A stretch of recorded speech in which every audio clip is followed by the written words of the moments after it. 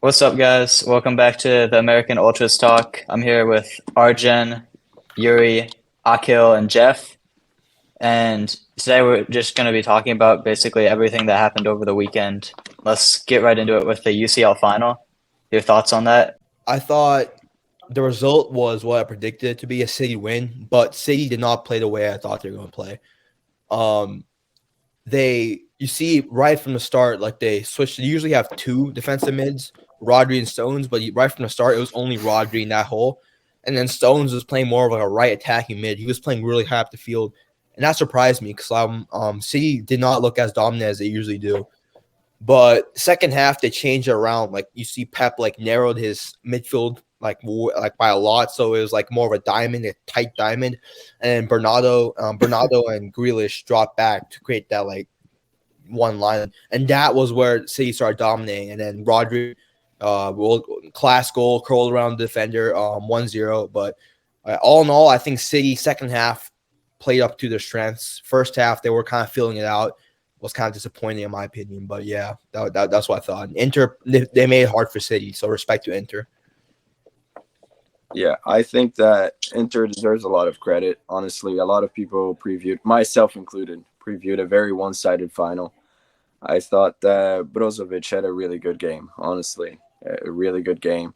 I thought that he dictated not only the tempo with the ball on his feet, but the entire midfield. And I thought DiMarco had a really good game as well. He was the attacking outlet for the first half. And before I say anything else, shout out to Akil. He said that Rodri was the most important player. He did grab the winning goal. So credit where credit is due, Parjan. I see you shaking your head. But bro, listen, credit where credit is due, but at the same time, De Bruyne's still more crucial to City than Rodri is. The guy always disappears in finals. I knew that would happen. He got injured. First, Rudiger. Whenever a final comes around, he just chooses to get injured. Yeah, he chooses. That's just how it is. No, but you want to know something that was shocking for me? Bernardo Silva was actually kind of quiet as well. Like, given how he's done in the past knockout games, he was relatively a bit quiet. He did have a decent game, though. I think Bernardo Silva had a really good second half, honestly. Yeah, that's what I was gonna say. The second half, he really. That's what I was gonna say. The second half, he really started to get into the game. Be himself again. Gundogan, he was quiet. He was so quiet. Gundogan had a terrible game. I was close to saying who was gonna score. Yeah, I just knew when Foden come on, he'd make that difference. He provides something else other than what De Bruyne would provide, and he just offered that pace in the midfield. And when you saw that chance he had that he should have buried, I don't think De Bruyne would have offered that at all. Bro, I'll be honest. There's no way you're saying Phil Foden's better than De Bruyne, bro. I never said he's better. I just said he offers something different. He's just saying that he had a better impact than De Bruyne did. Yeah, he just offers something different. That's true, but De Bruyne pace still and agility off the ball. Yeah, but he also offers can width. make magic happen. Yeah, but he offers width as well, which is important. De Bruyne does too. De Bruyne drifts wide. Okay, I'm 9 times out of 10, actually 10 times out of 10. If I'm a City fan, if I'm a City manager, I want De Bruyne instead of Foden playing the whole game, bro. De Bruyne is world class. He's, in my opinion, the best midfielder in the world right now. De Bruyne, by far, he's a genius. And without De Bruyne, you see City. They weren't that good. I mean, Rodri scored the clutch goal after they changed formation to make a tighter midfield. But De Bruyne, he's a difference for City, and Rodri isn't over him in any way. I'll be honest. Rodri is. I'll be honest. It's all tactical. In Pep's system, it's all tactical. I know, bro. But even though De Bruyne could be their best player, it's Rodri dictating that midfield. I know, but De Bruyne creates everything. The ball always goes through De Bruyne if the goal is scored. If any goal is ever scored, it goes through 9 times out of 10. It's going through De Bruyne. Yeah, but also Rodri's keeping the midfield intact, which is something important as well. That's his job, I know, and that's also Stone's job. This is a double pivot. But that's what I'm saying right now is that without De Bruyne, City are a way worse team than without Rodri. Same with Rodri. I mean, Rodri is second. He's second, bro. Trust me, he's second. But dude, if you drop Rodri for Calvin Phillips, that's a much bigger drop off than compared to De Bruyne to Phil Foden. Calvin Phillips, he only offers defensive stability, which Rodri can actually offer too. Yeah. I'm gonna be honest, because Calvin Phillips isn't the player that everyone thinks he is. Honestly, Rico Lewis does a good job there in Rodri's place a lot of times, and like he's 7. I mean, what I'm trying to say here is that Phil Foden is a world-class talent. So obviously it's going to be a bigger drop-off between Calvin Phillips and Rodri than Foden and De Bruyne. But at the same time, without De Bruyne, the team is very like null. It's really like dull, blunt team. It doesn't really create. I kind of disagree with that because this season Man City didn't have De Bruyne for many games, and they still yet somehow managed to find a way to win games. Well, that's expected because they have one of the most expensive squads in the entire world that they've been building for 4 years. But what I'm saying is that with De Bruyne, they're a way more lethal, potent team, and that's just a fact no one can deny. Yeah, De Bruyne that's is a their fact. best player. De Bruyne is by far their best player, and that's if you disagree with that, then I don't know what to say from now. Yeah, he I is mean- their best player, but what I'm saying is Rodri is their most important player, and that's That's debatable. But that's in my opinion, it's Rodri. okay. Yeah, well, I agree disagree, with you. agree to disagree. So Because I think that if Rodri goes out injured in that final, they don't win it. Yeah, Yeah. Yeah. You know, and actually, I like the fact that Pep learned his lesson from the 2021 final. You know, he had Gundogan playing in the CDM position instead of Rodri. Like many City fans after the match, they were saying, "Why didn't Rodri start or even play from the start?" I'm Yeah. telling you, if Pep actually not overthunk it or thinked it or overthunk it. I know, yeah, or even played, That actually might be correct. I don't know. That might be correct. yeah, I don't know. No I'm just way. trying to be Overthought creative.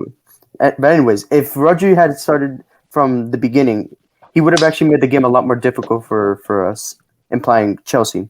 Yeah. yeah, but Rodri wasn't the player back then as he is now. True, but he was still quality. Yeah, True. but like you can see 2 years ago in that final, Chelsea, Man City didn't play the way they play now. Nowadays they play with that distinctive box, the two CDMs, the two attacking mids. Back then it was more of a 3-man midfield before the 4-man became popular. I think Pep revolutionized that. So I mean, Rodri's obviously, in my opinion, the second most important player. Him and De Bruyne are definitely top two. Okay, and like they're top two by far. But De Bruyne's different gravy for me. I think without him, City won't win anything. City will not have won the treble if he was injured the entire season. If De Bruyne was injured the entire season, same with Rodri, but I think De Bruyne a bit more. That's just my opinion. So It's fair. I Should we think move that on you to- have to. Oh, sorry. Yeah, I was just gonna say one more thing. I think you have to consider that most important player and best player are not always the same thing. And I agree with Akil that Roger is the most important player because you saw when De Bruyne went off, you said that they looked kind of like sluggish, but I think they looked that way when De Bruyne was on the pitch too. And especially second half, once Pep could make his tactical adjustments, I think Inter were kind of confused by Foden because obviously they had planned for De Bruyne because he's supposed to be their star man in the midfield, and Foden just offers, like Akil said, something completely different that Inter weren't ready for, and that's why he had a bigger impact on the game. that's true. Yeah. But I mean, overall, on paper, on the team, I would still take De Bruyne as more important than Rodri. The fact is, De Bruyne has a backup to him that would start in literally every team in the entire world. Phil Foden. He would start in any other team in the entire world. Phil Foden would do that. And Calvin Phillips wouldn't do that. So, I mean, there's a better backup than Phil Foden. I mean, imagine if Rodri had a player like Casemiro or like Conte as his backup. I mean, he's still important, but That's unrealistic. I know, but at the same time, Phil Foden is $100 million prospect, bro. He's young. I know. Yeah, he's still young. He has so much time to develop. He has he could turn already has into like 50 a goals for world-class City. player. Yeah, he but- already and has, don't 50 forget- goals. What? And don't forget, his trophy cabinet is stacked now at only 23. Yeah. At only 23. He's 23 or is he 22? 22. Not I 23. think.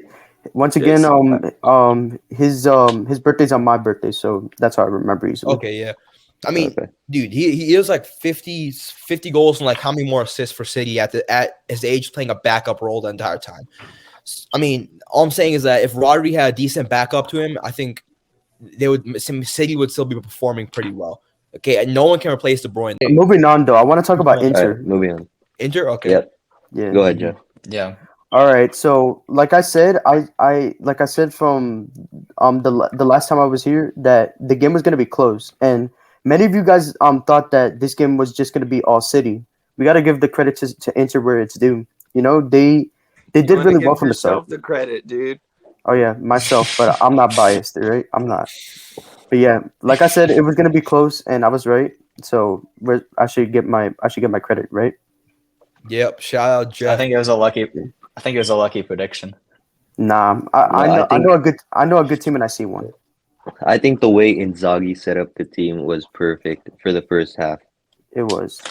They were pressing really well. I didn't They were, expect it. I and really didn't expect that. and like I said, Inter were gonna utilize their fullbacks. DiMarco, he put in one hell of a game. Yeah, he's amazing. Most underrated left wing back in the world. Yeah. I'll say it right here. Yeah, but here's the thing: Inter really lacked in terms of finishing. You know, Lautaro, he wasn't putting away the chances, especially that giveaway from Ederson. He didn't put it away well. Yeah, I was really hoping. Barella. Yeah, yeah. Also Barella too. He kept going for long shots, which I found Yeah. pretty stupid. But Ella I know. probably had a bet that he was going to score a banger in the game because Yeah. the amount of times that he tried to do that. The one play that could have changed the game was when Ederson he gives a bad pass and Barella has the ball in an open goal from distance and he mishits it terribly. Honestly, That He had chance. so hit me. much time too. Oh my god, that chance! Now he it's had just hitting me time, now. space, a clear target, but All he he had just to do was just hit a ping, like a straight driven ball right into the back of the net. Yeah, tried but to he hit it curve- I don't know way. what- He hit it way too over. Yeah, he hit it Yeah, way he- too much He downside. put too much whip on that. I don't know. It's a bad technique. it was nice Yeah. to see that this final came down to fine margins, Yeah, honestly. And I think it's the fourth Mhm. final in a row that it ends in a 1-0. So it was. that It Yeah. was. that shows that UCL finals, I think both teams they put so much effort that is not so much that they're scared of winning. It's just that they're scared of losing. It's just that both want to win so much that it just becomes a cage game regardless, honestly. It was. Oh yeah, and here's another thing to point out. The last three teams that played in this final, three of them got really unlucky. But PSG, Liverpool, and now Inter, they got pretty unlucky. They actually could have, maybe put this game on the other side. Flip it over in terms of who would have won it. And I really felt that Inter we're gonna pull this upset, and especially with those unlucky chances that they had, I actually generally thought that they were gonna turn this game around. Yeah, going into those chances, I wanted to ask you guys what you thought about Lukaku's performance because I know he's been getting a lot of hate on social media. I think some of it is warranted, but at the end of the day, I think Ederson had an incredible performance, especially towards the end of the game, to keep out some of those chances. So I Yeah. don't think you can Okay. blame Lukaku fully. I'll say something.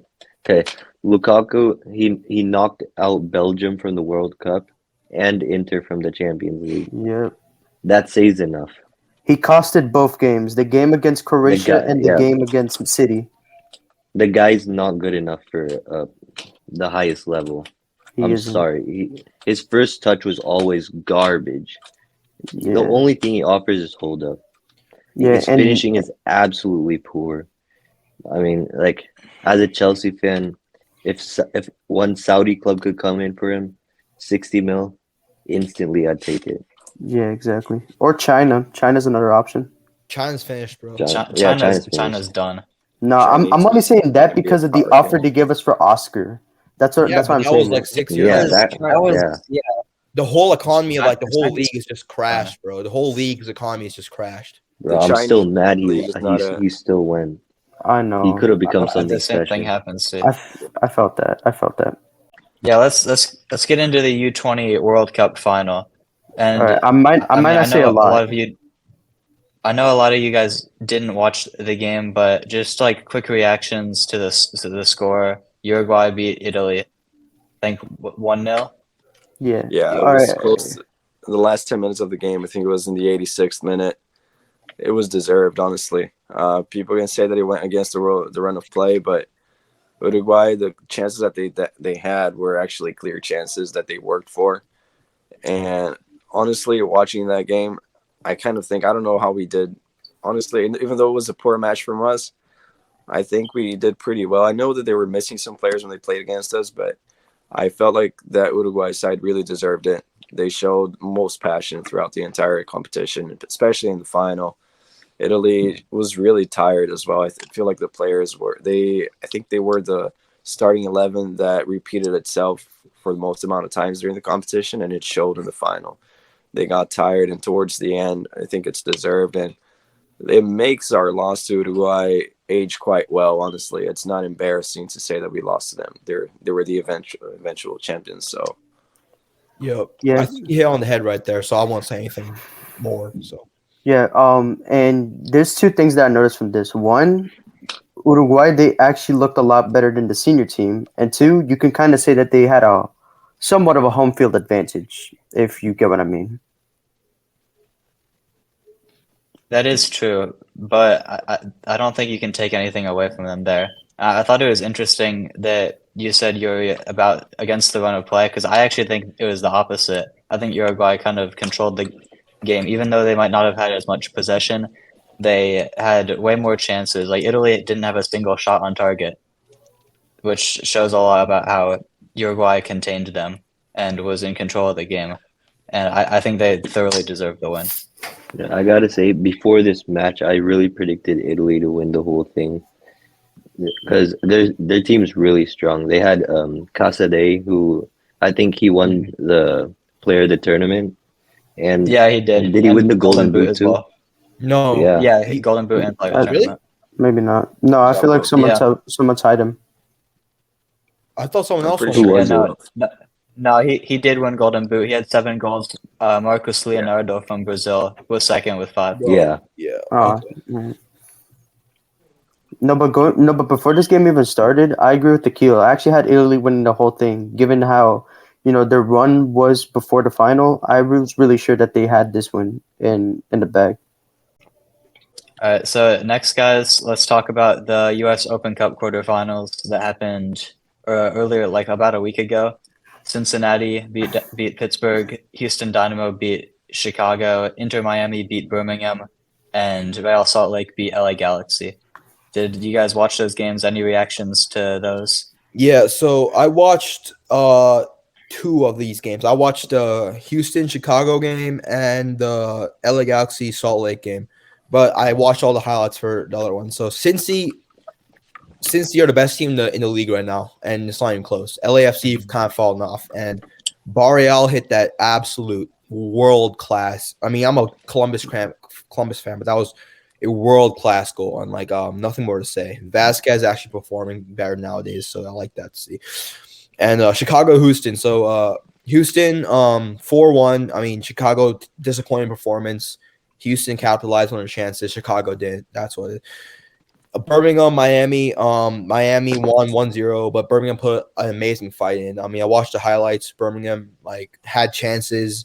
They were giving a good fight to Miami. So shout out to Birmingham, the USL championship team. LA Galaxy, Salt Lake pulling through for the home fans, 3-2. LA Galaxy having a bit of a shit show like always, but it is what it is for that team. Well, at least it's not bad as Chicago. Yeah, they're both terrible nowadays. So, Yeah, I watched the Salt Lake Galaxy game, and I think that Galaxy are just hopeless. Honestly, it's terrible. I It's agree. hopeless. terrible to see. Yeah, I can't even pinpoint what's the worst part of their team. Every aspect of the game looks bad. Going forward, the midfield. I'd say the midfield is probably the worst. They should sign a DP for the midfield. Here's the big one. Chicharito ghosting. Yeah, he also Didn't he tear his He ACL? did he tore his ACL during the game, he so got I don't injured. think He tore his it's a little entire bit harsh to ACL, say bro. he's ghosting. That's his retirement, honestly. Yeah. I Yeah. feel bad because you can tell that Probably, yeah. he cares. You can tell Yeah. that he cares, and it was that injury. If you guys go back and watch Ronaldo Nazario, the original Ronaldo from Brazil, his first ACL injury was playing for Inter Milan. It looks exactly like how Chicharito did it.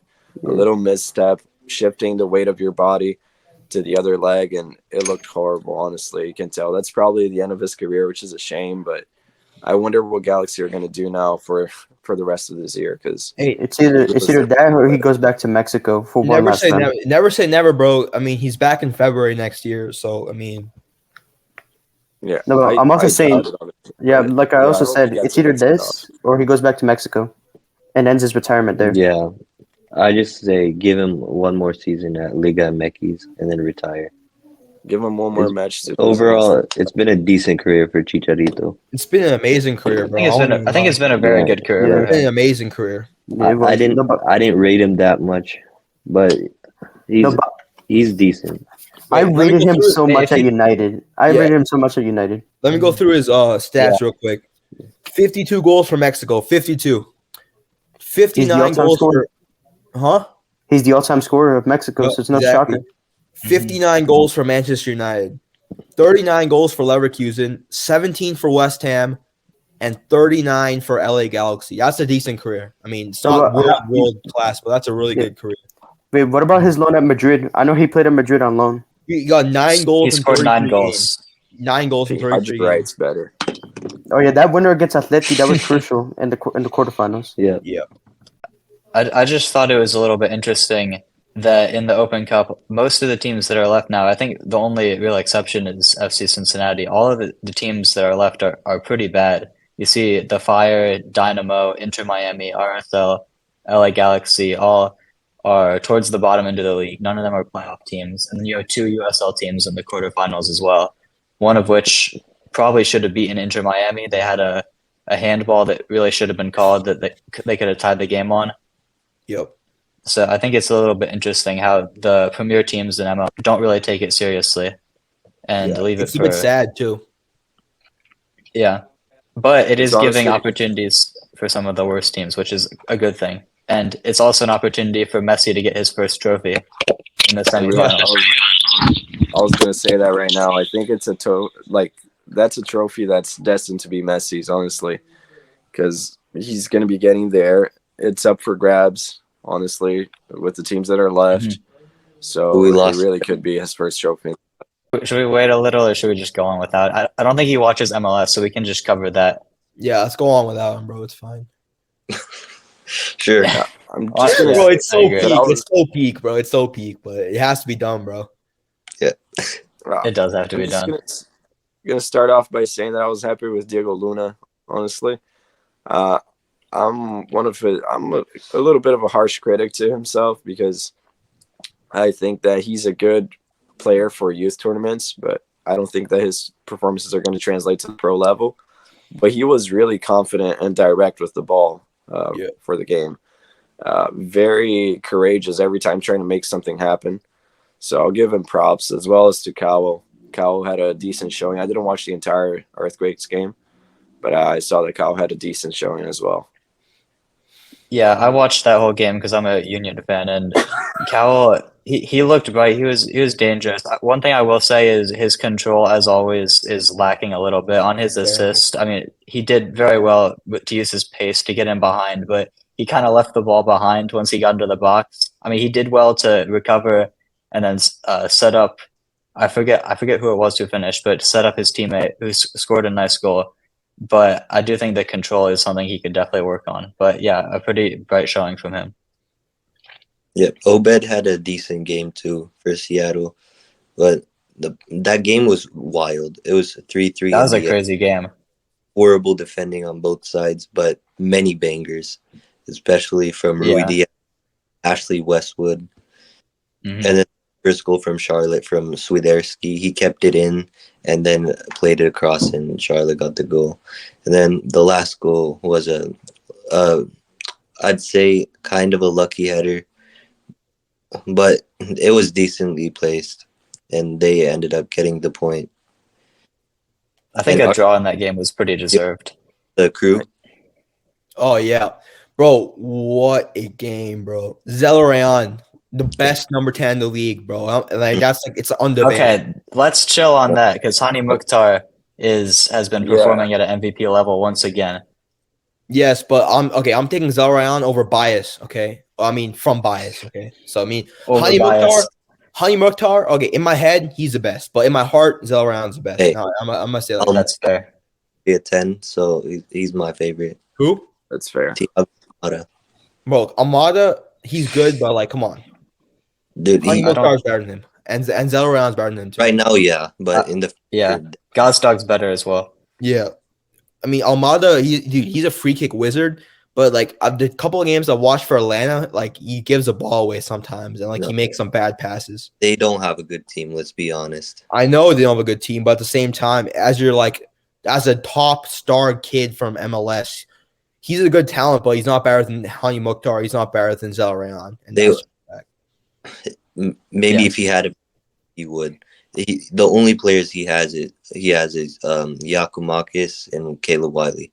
Dude, Zelarayan has a team full of like Columbus Crew 2 talents from last year. Like our team isn't that good, but way better than Yeah, no, we're not. Atlanta is better than I would say Atlanta on paper has a better squad than we do. I'm saying that right now.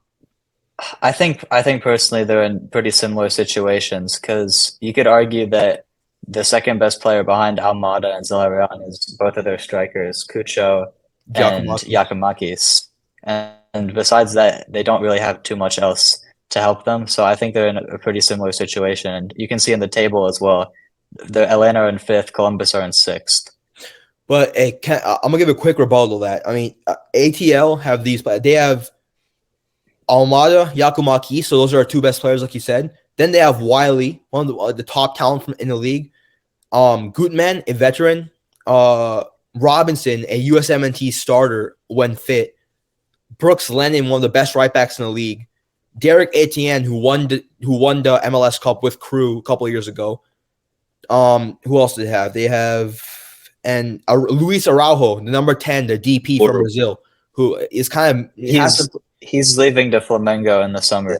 I know, but he's still but like on paper, Luis Araujo is better than Mohamed Farsi. I mean, like you guys have to agree with that. Mohamed Farsi, he came from the Canadian Premier League and he starts every game at us at right mid. Okay, I mean, like, we're a good team, but ATL on paper is way better than us. So that's why I mean we have Nagby, Morris is breaking through, but the rest of our team, our defense is horrific. Our goalkeeper is a rookie. And we have Cucho and Zelarayan and Morris and Nagby. Those are our 4 main players. And other than that, we have not really much else. So I would say Zelarayan and Hani Mukhtar are clear of Almada right now. And that's just my opinion. I'm not disputing that. I'm just saying the situations there are pretty similar, which is why I think it's fair to say Zelarayan's better because he's been performing better in a similar situation. Yep, facts. If maybe a worse situation. Yeah. And he did just score the goal of the season. Exactly, yeah. Just gonna say, nice goal by Insigne. I like Lorenzo Insigne. Yeah, agreed. Always liked him. It's nice to see how he celebrated as well. Hopefully they turn around something. He's also had mid-season though, so I mean, yeah. I think he's gotten a lot of criticism because obviously he's one of the biggest names in the league, and Toronto haven't had a good season. But I think he's finally starting to discover his form, and I think him and Bernadeschi are going to be dangerous for the rest of the season. He's been by far their best player. Insigne has been their best player by far. I mean, he is, I think, right now their top scorer. I think. I don't know. I might be wrong when I say this, but it's Insigne and Bernadeschi are top scorers. I mean, Insigne has been their best player, and the rest of the team has been terrible. I mean, when you're starting who's this kid right back? Kobe Franklin. He's actually been pretty good. Marshall. No, the striker. Oh yeah. When you're starting CJ Sapong as your striker, bro, for 17 matches straight, it's not looking good for you, blood. Let's give a little respect to CJ Sapong. No, he's been good. He's had a good career. He's fallen off a little. I know, bit but he's also 34, and if you're starting a 34-year-old MLS striker as your main striker to try win an MLS Cup, it's not gonna go good for you, bro. CJ Sapong 5 years ago when he was playing for Philly or when he was playing for SKC, he was class. I mean, he was a good player. He was great. He was great for us. Exactly, but that was 5 years ago, and CJ Sapong is now like Messi's 34 or 35, and he's not that good anymore. And that's just the facts. Yeah. Toronto shouldn't be playing him striker if they want. I mean, Toronto are like the club in Canada. I mean, they respectively have. Well, you could argue the Whitecaps because they have won the Canadian Championship. They just won it last weekend, I think. And I know, but for the second year in a row. TFC are MLS's only treble winners. I mean, TFC are Canada's biggest club by far, and they're doing terrible right now. So it should be looked at like what's happening. Like they should be amongst the top of the league every year as Toronto FC. You know, probably. That's the team that I've seen most MLS matches live. Toronto FC. When I visit my aunt, I always go watch them. Yeah. super random. I mean, they've got a good fan base too. They've got a really good fan base, and actually, it was funny. You'll see that one video of the Montreal and Toronto fan fighting in the stands. Oh yeah, from a little Yeah. while ago, I did see that. That Bro, was so yeah. funny. They brought ultras culture to USA. I mean, it's Canada, but To whatever. Canada, It's yeah. even funnier. That's in One Canada. last thing. Leave Let's them all out. laugh at LAFC for losing to Dynamo 4-0. So Yeah, bad. that bro. goal So was bad. crazy. That one goal from Dynamo was crazy. The volley. Oh The yeah, half the volley. volley. That was Yeah, another goal. So many bangers in MLS this week. yeah. At least 5. Honestly, I think more. I think there's 10 or more. So the Mexico? final topic: Mexico had some friendlies recently against Guatemala and Cameroon.